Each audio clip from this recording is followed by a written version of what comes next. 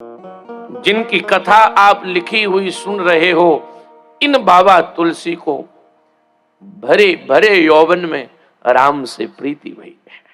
और कैसी प्रीति भई? कई लोग, आप चित्रकूट के क्षेत्र से हैं, कभी मौका मिले तो वहां आपको अनुभव करना। राजापुर जो मेरे बाबा का गांव है, तुलसी बाबा का, वहां राजापुर में यमुना जी के किनारे आज भी वो घर बना हुआ है जिसमें तुलसी बाबा जन्म लिए थे।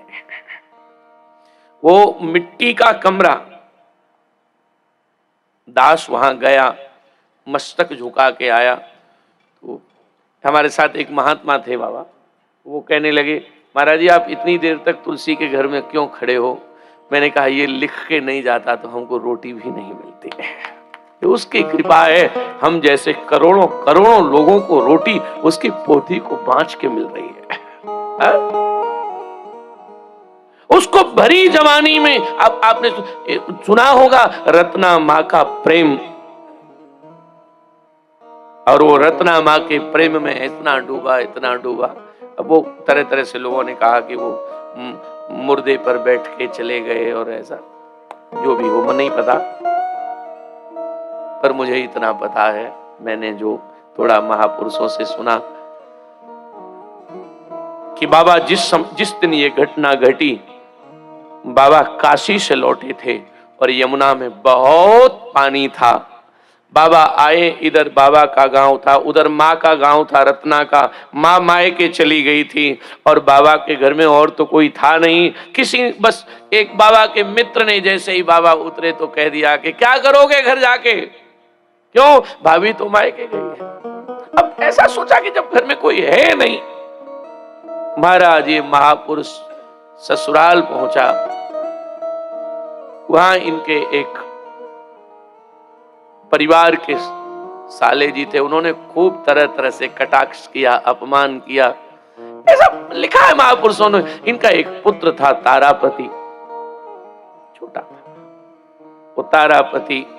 एक कमरे में मां सोई है, वहां रात्रि में प्रिया प्रियतम का मिलन हुआ, कुछ बातें हुई और मां के मुख से कुछ बात में ऐसा निकल गया कि तुम पुरुष लोग तो स्वार्थी होते हो।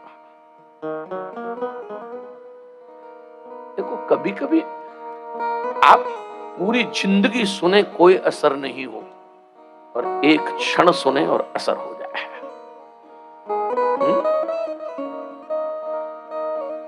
मां ने कहा कि तुम पुरुष स्वार्थी होते हो, और बस इस बात को तुलसी अंदर चली गई बात, और एकदम अंदर से आवाज आई, तुलसी तेरे सामने दो विकल्प हैं, या तो रत्ना के प्रेम को आज चुन ले या तो राम के प्रेम को चुन ले। एक चुनना है दोनों में से। मां समझ गई। मैंने पढ़ा कि मां समझ गई कि आपको पत्नी से ज्यादा कोई नहीं समझ सकता है। तो पूरा आपका पूरा MRI,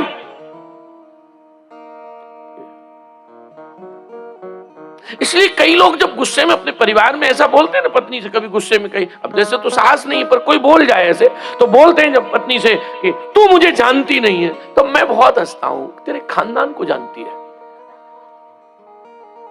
और इसके अलावा तुझे कोई जानता भी नहीं है, ये इतना जानती है, इतना। तो मां ने बस मां समझ गई कि आज बाबा को कुछ हुआ है, तो बाबा ने निर्णय किया कि आज रत्ना जैसे ही सो जाएगी और उसी समय मैं घर छोड़कर राम की खोज में निकलूंगा। बड़ी मधुर कथा है कि रात्रि में 12 बजे एक बार रत्ना माँ भी सोच ली थी कि ये आज कुछ गड़बड़ है, वो भी सोई नहीं, और रात्रि में 12 बजे बाबा एक बार बिस्तर से नीचे उतरे और जैसे ही पांव नीचे रखा, रत्ना माँ ने कहा कहां जा रहे हो? नहीं कहीं नहीं, फिर बैठे। 1 बजे फिर ऐसा हुआ, 2 बजे फिर ऐसा हुआ, और भोर में 3 बजे मां रत्ना गहरी नींद में सोई। बाबा उठे, हल्का दीपक जल रहा था, उस दीपक की लौ में उस परम सुंदरी के मुखमंडल को बाबा ने निहारा, उसके खुले हुए केस निहारे, एकदम मन में आया इतनी सुंदर प्रिया को छोड़कर मैं क्यों जाऊं, नहीं जाऊंगा। कदम रुक गए।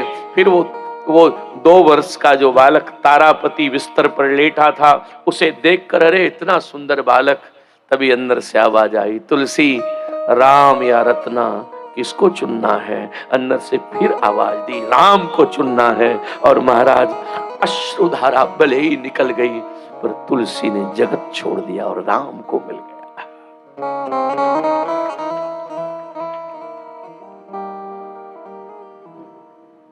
जिनके होठों पे हंसी, जिनके होठों पे हंसी और पाँव में छाले होंगे, जिनके होठों पे हंसी और पाँव में छाले होंगे, वही तो दुनिया में तेरे ढूंढने वाले होंगे। मुस्कुराहट गायब न हो, तकलीफें आए तो ये विवेक कब जागृत होगा। ध्यान रखना मीनू, सत संग विवेक न होई, बिनु सत्संग विवेक न होए, बिनु सत्संग विवेक न होए।